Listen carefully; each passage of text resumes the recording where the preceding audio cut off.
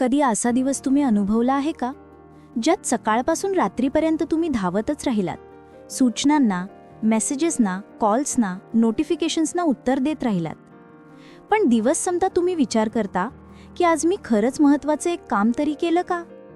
हीच गोष्ट बदलण्यासाठी 2 गुगलचे माजी प्रॉडक्ट डिझायनर्स जेक नॅप आणि जॉन झेराट्स्की यांनी लिहिलं आहे मेक टाईम. हे पुस्तक तुम्हाला सांगत नाही की 24 तास वाढवा. ते सांगतं तुमच्या दिवसात जागा निर्माण करा, जेणेकरून तुम्ही खरोखर महत्त्वाची कामं करू शकता.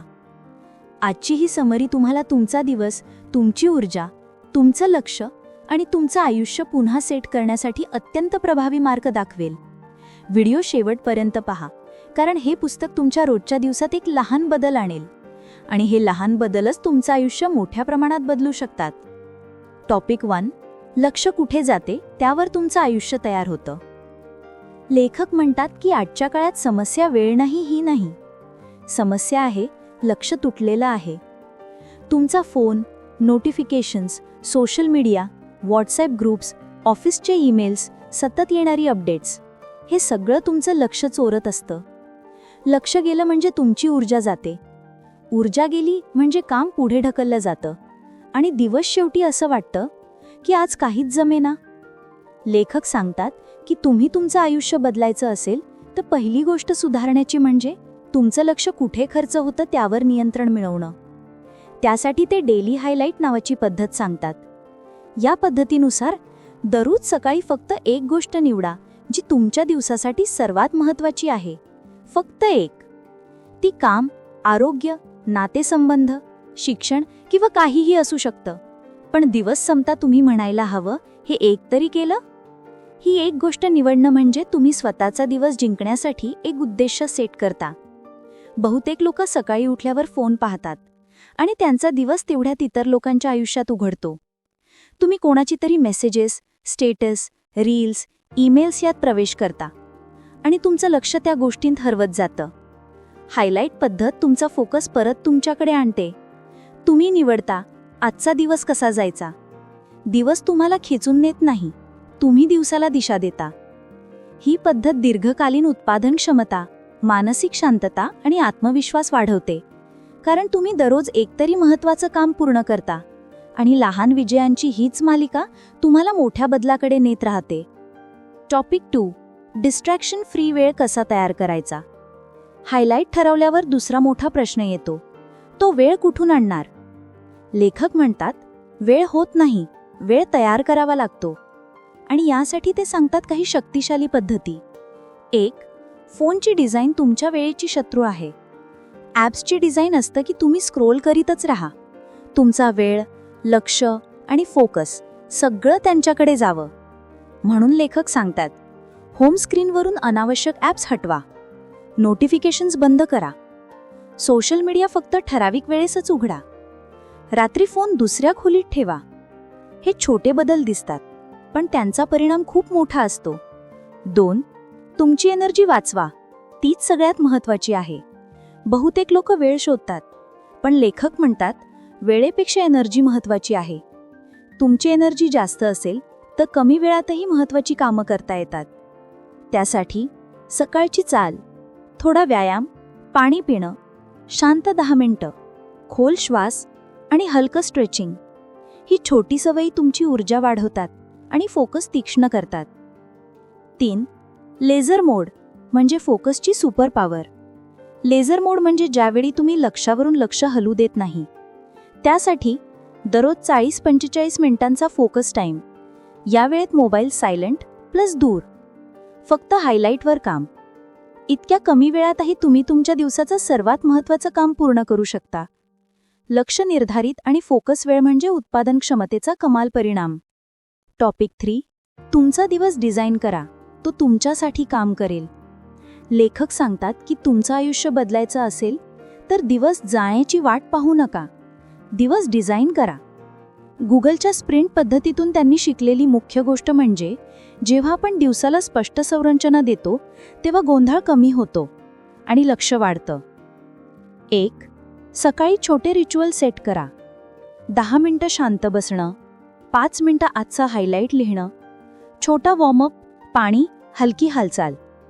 ही गोष्ट मनाला साफ करते आणि दिवसाला दिशा देते. 2. कामामधील रिकाम्या जागा भरा.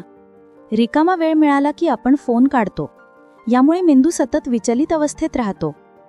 लेखक सुचवतात, मीटिंगची वाट पाहताना चालू लागा. सोशल मीडियाऐवजी नोट्स लिहा. 5 मिनिटं देऊन हायलाईटवर थोडं काम करा. फोन नसलेले मायक्रो ब्रेक्स घ्या. या छोट्या बदलांत तुम्हाला अप्रत्यक्षपणे खूप वेळ मिळतो. 3. संध्याकाळची शटडाऊन प्रक्रिया. दिवस गुंडाळताना आजचा हायलाईट पूर्ण झालं का? उद्याचा हायलाईट ठरवा. स्क्रीन फ्री 30 ते 60 मिनिटं. एक छोटी रिलॅक्स रुटीन. हे दिवसाचे किनारे सेट करतात. सुरुवात आणि शेवट दोन्ही शांत. आणि खास म्हणजे हे सगळं अवघड नाही, वेळखाऊ नाही, पण परिणाम मात्र जबरदस्त. Topic 4. Slow down to speed up. आजची दुनिया आपल्याला सांगते, वेग वाढवा, जलद काम करा, मल्टीटास्क करा, सतत उपलब्ध राहा. पण लेखक म्हणतात, खरं तर स्लो झाला तरच तुम्ही वेगाने प्रगती करू शकता. 1. मल्टीटास्किंग ही मिथक आहे. मल्टीटास्किंग केल्याने काम जलद होत नाही. उलट मेंदूची एनर्जी कमी होते, तुमचं लक्ष तुटतं, तणाव वाढतो. एका वेळी एकच काम पूर्ण लक्षाने केलं तर काम कमी वेळात आणि चांगल्या दर्जात होतं. 2. मनात शांतीची गरज असते. लेखक म्हणतात, जेव्हा तुम्हाला सुट्टीशिवाय काहीच करायचं नसतं तेव्हा मेंदू सर्वात चांगलं काम करतो. अशावेळी नवनवीन आयडियाज, समाधान, क्लॅरिटी येते. म्हणून नियमित छोटी विश्रांती, 10 मिनिटं जागरूक श्वास, मोबाईलशिवाय छोटा वेळ, चालणे म्हणजे वॉक विदाऊट फोन, या गोष्टी मानसिक क्षमता प्रचंड वाढवतात. 3. उच्च वेगाने काम करणारे लोक प्रत्यक्षात काय करतात? ते सतत व्यस्त नसतात, ते सतत ऑनलाईन नसतात, ते सतत तत्पर नसतात. ते कामांची योग्य निवड करतात आणि बाकीचं टाकून देतात. ते मन रिकामं ठेवतात जेणेकरून फोकस वाढेल. ते हायलाईटवर काम करताना पूर्ण लक्षाने काम करतात. तुम्ही हळू झालात, शांत झालात, मेंदूला जागा दिलीत तर तुमची प्रगती खरोखर पुढे जाते. हे पुस्तकातील सर्वात महत्त्वाचा आणि जीवन बदलणारा धडा आहे. टाईम मॅनेजमेंटपेक्षा एनर्जी मॅनेजमेंट महत्त्वाचं आहे. तुमची ऊर्जा कुठून तयार होते? ती 3 गोष्टींमधून येते: शरीर, मन आणि वातावरण. हे 3ही व्यवस्थित असेल तर तुमची उत्पादन क्षमता दुप्पट होते. शरीरासाठी छोटी पण प्रभावी सवयी. लेखक सांगतात की जिममध्ये 1 तास घालवण्यापेक्षा महत्त्वाचं आहे दिवसभर हालचाल करणं. एलिव्हेटरऐवजी स्टेअर्स, छोटे वॉक ब्रेक्स, पाणी पिणं, थोडं स्ट्रेच. बसून बसून वेळ घालवू नका. या सोप्या सवयी शरीराला सतत ऊर्जा देतात. मन शांत करण्यासाठी छोट्या तंत्रांचा वापर. मेंदू सतत डिस्टर्ब असेल तर फोकस काहीच राहत नाही. त्यासाठी काही मिनिटांची ध्यान पद्धत. Gratitude note, phone silent, environment नीट अँड क्लीन, कमी वस्तू, स्वच्छ टेबल. जेव्हा मन स्वच्छ असतं तेव्हा विचार तीक्ष्ण, निर्णय वेगवान आणि फोकस अतिशय मजबूत असतो. वातावरण तुमच्या सवयी घडवतं. तुमचे निर्णय 50% वातावरणामुळे होतात. कामाचं वातावरण स्वच्छ ठेवा, फोन दूर, डिस्ट्रॅक्शन्स नसलेलं ठिकाण, बसण्याचं योग्य सेटअप.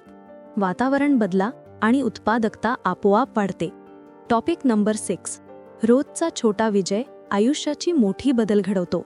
लेखक सांगतात, मेक टाईम हे मोठ्या बदलांबद्दल नाही, ते छोट्या जिंकांबद्दल आहे.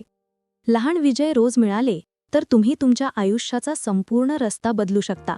1. हायलाईट हीच दिवसाची सर्वात मोठी सवय. दिवसाचा एक स्पष्ट विजय, एक काम जे महत्त्वाचं आहे, त्यासाठी 45 ते 60 मिनिटांचं फोकस. दररोज एक काम पूर्ण केल्यानं तुमचा आत्मविश्वास वाढत जातो. 2. तुमच्या दिवसाच्या शेवटी रिव्ह्यू तुमच्या चुका दाखवत नाही, ते दाखवतं काय सुधारता येईल. मेक टाईम हे एक एक्सपेरिमेंट आहे. तुम्ही जे तुमच्यासाठी योग्य ते निवडा. 3. आज केलेली छोटी पायरी, उद्याचा मोठा बदल. उदाहरण, फोन 1 तास कमी वापरणं, एक महत्त्वाचं काम पूर्ण करणं, 10 मिनिटं चालणं, स्क्रीन फ्री वेळ, शांत सकाळ. या सगळ्या गोष्टी तुमच्या मेंदूत मी करू शकतो हा विश्वास वाढवतात. 4. हे पुस्तक तुम्हाला नियंत्रण परत देते. आजच्या स्मार्टफोन नोटिफिकेशन्सच्या युगात आपलं लक्ष आपण द्यायचं तिथं न देता वाटेल तिथे हरवत असतं. मेक टाईम तुम्हाला शिकवतं, तुमचा दिवस तुमचाच आहे, इतर कुणाचा नाही. Author message. लेखकांचा संदेश स्पष्ट आहे. तुम्हाला उत्पादक बनण्यासाठी महाकाय प्रणाली नको, तुम्हाला तासनतास काम करण्याची गरज नाही, तुम्हाला परिपूर्ण वेळापत्रकही नको. तुम्हाला फक्त एवढंच करायचं आहे, तुमच्या दिवसात महत्त्वाच्या गोष्टींसाठी जागा तयार करायची आहे. ते म्हणतात, मेक टाईम हे एक ठराविक नियमांचं पुस्तक नाही, हे एक प्रयोगांचं किट आहे. तुमच्या आयुष्यात काय काम करतं ते तुम्ही स्वतः शोधणार आहात. छोट्या पायऱ्या, छोटे निर्णय, छोटे बदल, आणि हेच लहान बदल तुमचं आयुष्य मोठ्या प्रमाणात बदलू शकतात. जर तुम्हाला तुमचा दिवस आपल्या हातात घ्यायचा असेल, जर तुम्हाला महत्त्वाच्या गोष्टींसाठी जागा निर्माण करायची असेल, आणि जर तुम्हाला आयुष्यात थोडी शांती, थोडा फोकस आणि थोडं नियंत्रण परत मिळवायचं असेल, तर मेक टाईम पुस्तक नक्कीच तुमच्यासाठी आहे. बुक बोलीवर आपल्याला अशाच जीवन बदलणाऱ्या पुस्तकांचे मराठी सारांश मिळत राहतील. आणि आता जर तुम्हाला आपलं ध्येय का महत्त्वाचं आहे हे सखोलपणे समजून घ्यायचं असेल, तर एंड स्क्रीनमध्ये दिसणाऱ्या स्टार्ट विथ व्हाय या पुस्तकाच्या मराठी सारांशावर क्लिक करा. तो सारांश तुमचे निर्णय, तुमची दिशा आणि तुमची ओळख सगळं पुन्हा एकदा डिफाईन करून देतो. बुक बोलीवर भेटू पुढच्या ज्ञान यात्रेत.